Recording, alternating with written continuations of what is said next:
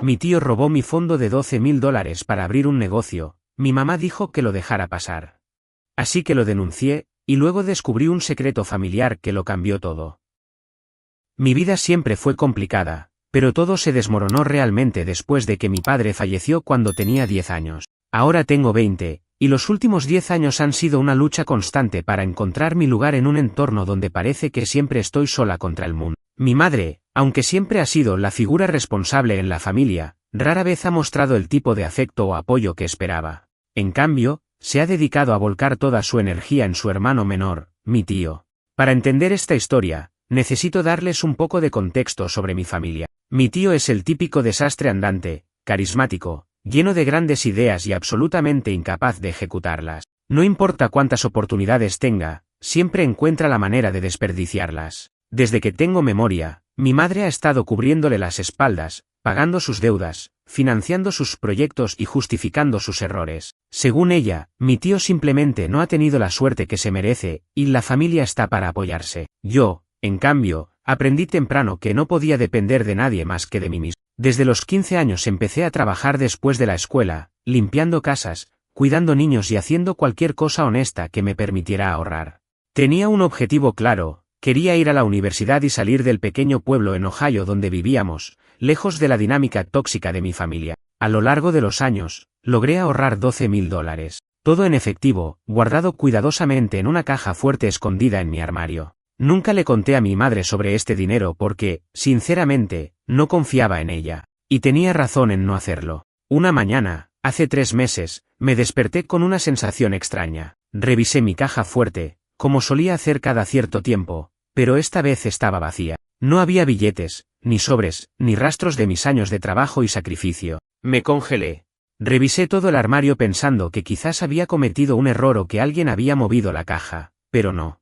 Estaba abierta, sin señales de haber sido forzada, y completamente vacía. Sentí una mezcla de náusea, rabia y terror. ¿Quién lo había hecho? Mi madre era la única que sabía dónde estaba escondida la llave de emergencia de la caja. Bajé corriendo las escaleras y la encontré en la cocina, como si nada hubiera pasado. No sabía cómo empezar, así que simplemente lo solté. ¿Dónde está mi dinero? Ella apenas levantó la vista de su café y me respondió con un tono tan casual que me dieron ganas de gritar: tu tío lo necesitaba para empezar su negocio. ¿Pueden imaginar eso? La única persona en quien confié para mantener mi secreto había decidido, sin consultarme, que era más importante darle todo mi dinero a mi tío para una de sus ridículas aventuras empresariales. Intenté mantener la calma, pero mis manos temblaban de pura rabia. Le grité: ese dinero era para mi universidad.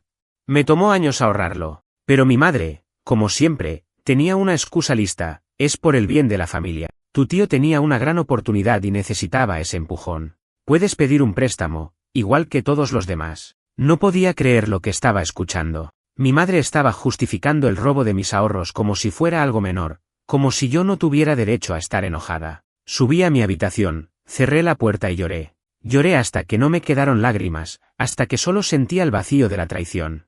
Los días siguientes intenté confrontar a mi tío, pero fue un desastre. Ignoró mis mensajes y llamadas, y cuando finalmente lo encontré en persona, me dijo con una sonrisa despreocupada: no te preocupes, esto es una inversión. Pronto ganaré mucho dinero y te devolveré cada centavo. Esa misma noche, mi madre me regañó por faltar el respeto a su hermano. 3 semanas después, el negocio de mi tío, una especie de taller mecánico improvisado, había fracasado. Perdió todo el dinero, incluyendo mis $12.000, y no mostró ni un gramo de remordimiento. Cuando lo enfrenté por segunda vez, simplemente se encogió de hombros y me dijo: esas cosas pasan. La rabia dentro de mí crecía con cada día que pasaba. No podía dejar que esto se quedara así, pero no sabía qué hacer. Sentía que estaba atrapada en una pesadilla sin salida, hasta que recordé algo que mi abuela paterna me dijo hace años: si necesitas ayuda, llama. Después de semanas sintiéndome perdida, decidí que ya era suficiente. Recordé que mi abuela paterna solía decirme que podía contar con ella si las cosas se complicaban. No habíamos hablado en años. Después de la muerte de mi papá, las cosas entre mi madre y ellos se enfriaron rápidamente. Aún así, sabía que tenía su número guardado en algún lugar. Esa noche, rebusqué entre mis cosas hasta encontrarlo, y me armé de valor para llamar. Cuando mi abuela contestó, mi voz se quebró. No sabía cómo empezar, pero lo solté todo de golpe: el robo de mis ahorros, el negocio fallido de mi tío y la indiferencia de mi madre. Hubo un silencio largo al otro lado de la línea, hasta que mi abuela finalmente suspiró y me dijo, ven a vernos. Necesitamos hablar. No sabía qué esperar, pero acepté. Tomé un autobús al día siguiente para llegar a su casa, una vieja pero acogedora casa en las afueras de Cincinnati. Mi abuela me recibió en la puerta con un abrazo que me hizo sentir algo de consuelo, aunque estaba claro que había un peso en sus ojos. Mi abuelo estaba sentado en su sillón, con el rostro serio. Ambos escucharon mi historia, sin interrumpirme ni una sola vez, mientras las palabras salían a borbotones. Cuando terminé, mi abuela me miró fijamente y me dijo, hay algo que necesitas saber. Ahí fue cuando me enteré de que mi padre había dejado un fondo fiduciario para mí antes de morir. La noticia me dejó completamente en shock. Según mi abuela, mi papá siempre quiso asegurarse de que yo tuviera un futuro seguro, sin importar lo que pasara. Antes de que su enfermedad empeorara, había trabajado con un abogado para crear un fondo que cubriría mis estudios universitarios y algo más. Pero lo que realmente me dejó atónita fue lo que vino después. Tu madre es la administradora de ese fondo, dijo mi abuelo, apretando los labios con desaprobación. Y según los términos, se suponía que debía usarlo exclusivamente para tu educación y tu bienestar. No podía creerlo. Todo este tiempo, mientras yo trabajaba largas horas para ahorrar, mi madre había estado sentada sobre un fondo que se suponía que era mío. Pregunté si podían ayudarme a recuperar el dinero, pero la expresión de mi abuela se volvió sombría. Eso no es todo, continuó. Tu madre pidió un retiro grande hace unos años. Más de la mitad del fondo ya no está. En ese momento, todo encajó.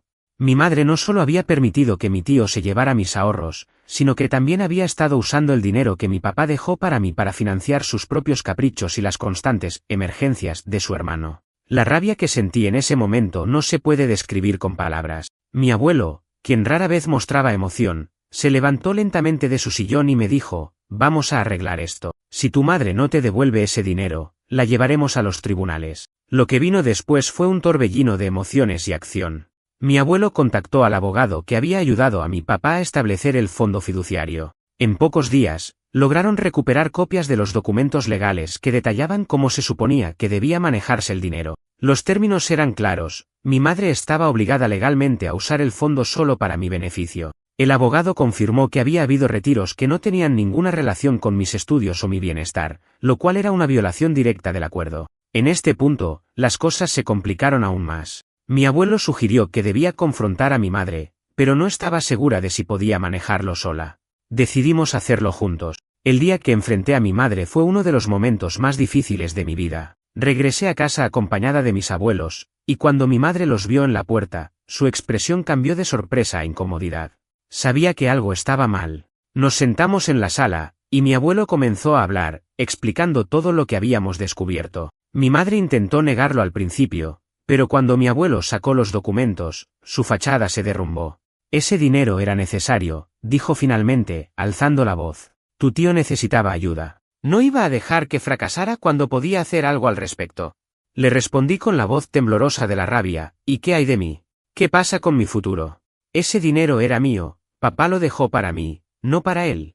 Mi madre no tenía respuesta. Solo se cruzó de brazos y murmuró, la familia es lo primero. Eso fue todo para mí. Sabía que no podía confiar en ella nunca más. Esa misma noche, tomé todas mis cosas importantes y me fui a vivir con mis abuelos. Mientras subía al auto de mi abuelo, mi madre ni siquiera intentó detenerme. Solo me miró desde la puerta con una expresión de derrota mezclada con algo que podría haber sido resentimiento. A pesar de lo difícil que fue dejar la casa donde crecí, sentí un alivio al estar lejos de esa dinámica tóxica. Sabía que la batalla no había terminado, aún quedaba mucho por hacer para recuperar lo que era mío. Pero por primera vez en mucho tiempo, sentí que tenía un poco de apoyo. Mudarse con mis abuelos fue, al principio, como un respiro de aire fresco, pero no pasó mucho tiempo antes de que la realidad de la situación comenzara a pesarme. Sabía que no iba a ser fácil recuperar el dinero que mi padre había dejado para mí. Aunque mi abuelo tenía contacto con el abogado y los documentos estaban de nuestro lado, mi madre era increíblemente testaruda y tenía un historial de manipular cualquier situación a su favor.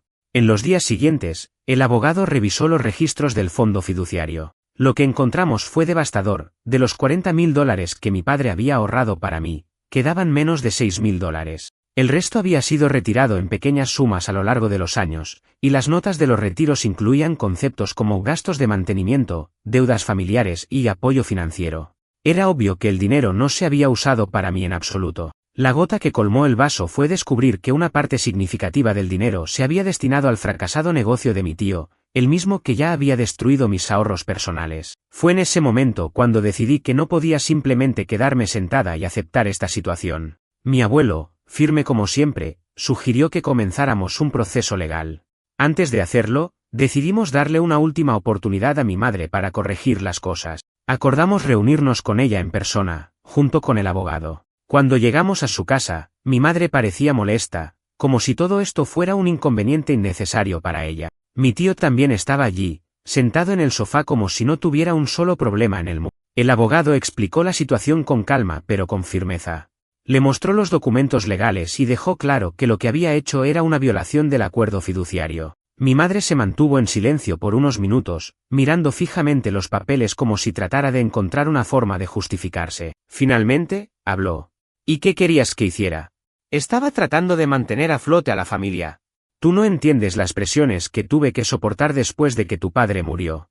Todo cayó sobre mí, y sí, tomé decisiones difíciles, pero lo hice por el bien de todos. Su excusa me dejó sin palabras por un momento. ¿Por el bien de todos? ¿Qué parte de todos incluía dejarme sin mis ahorros, sin mi futuro? Le respondí, con más fuerza de la que pensé que tenía. No hiciste esto por mí.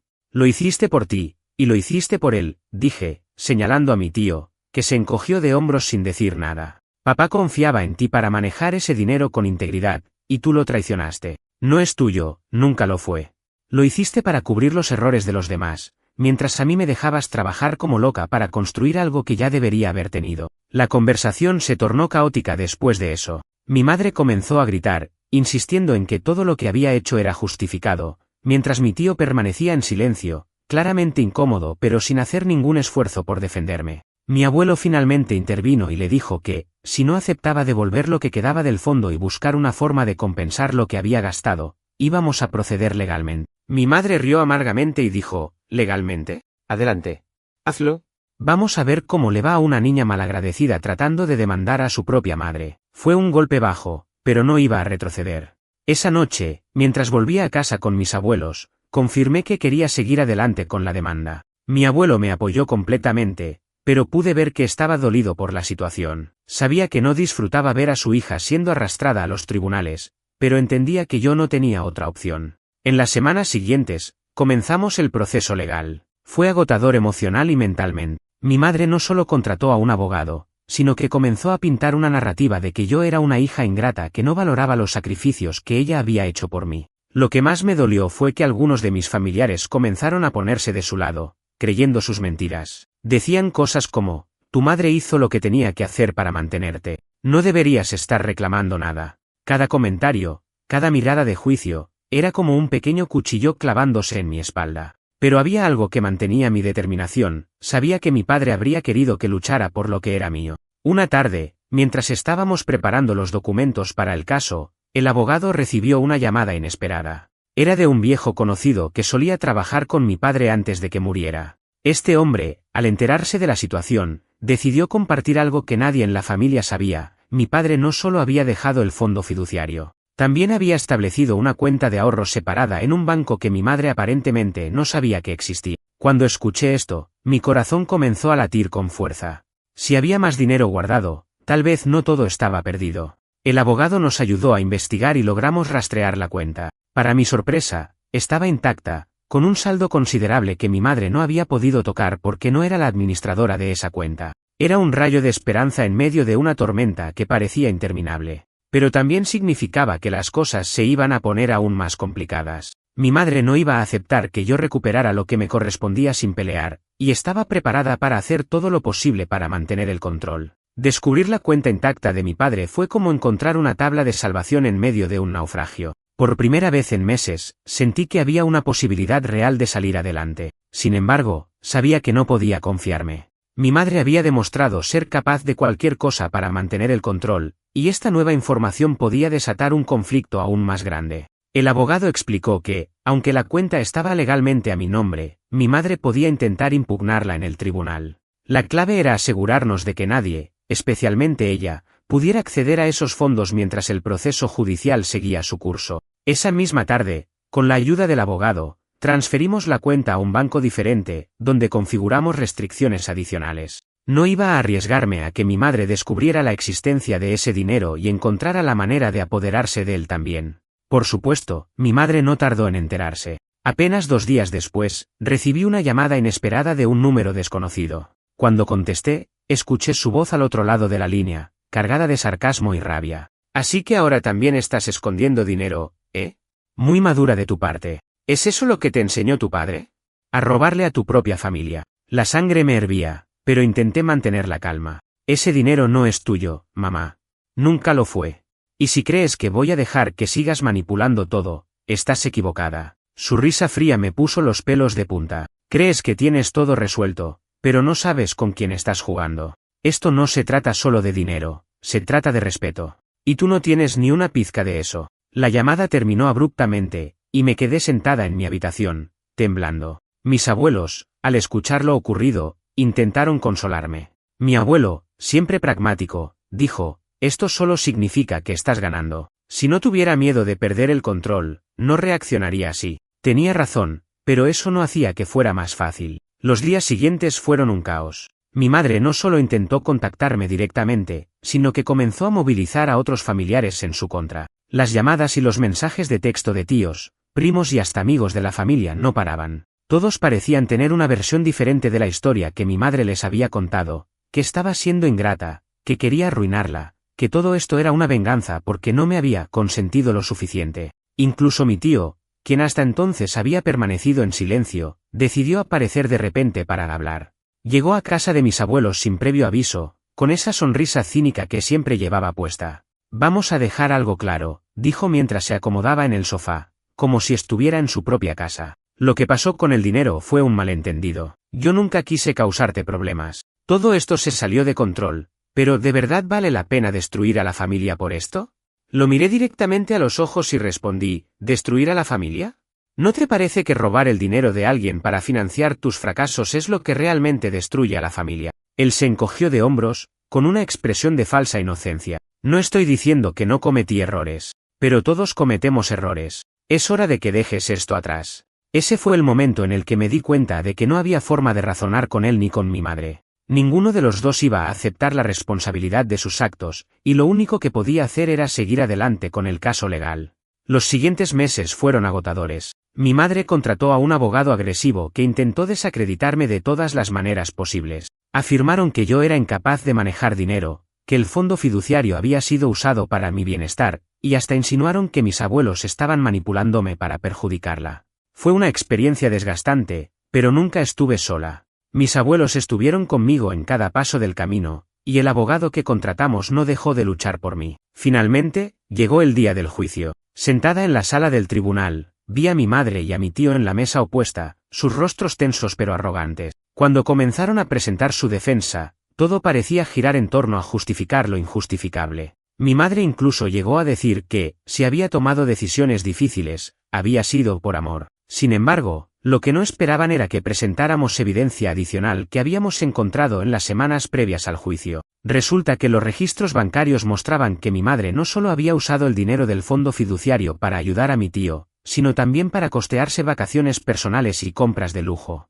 Los recibos no dejaban lugar a dudas. El juez no estaba impresionado. En su veredicto, no solo ordenó que mi madre devolviera lo que quedaba del fondo fiduciario, sino que también debía pagar una compensación por los retiros no autorizados. Además, el juez permitió que mis abuelos asumieran la administración de la cuenta hasta que cumpliera 21 años. Cuando salimos de la sala, mi madre me lanzó una mirada de puro odio, pero no dijo una palabra. Mi tío simplemente desapareció después del juicio, probablemente demasiado avergonzado para enfrentarse a las consecuencias. La victoria en el tribunal marcó un antes y un después en mi vida. Aunque había recuperado parte del control sobre mi futuro, sabía que el camino que tenía por delante no sería sencillo. Mi madre no se tomó bien el resultado del juicio. Aunque el juez ordenó que me devolviera lo que quedaba del fondo fiduciario, el proceso de transferencia de dinero y activos fue lento y lleno de trabas. Durante semanas, mi abogado tuvo que presionar para que ella cumpliera con las órdenes del tribunal.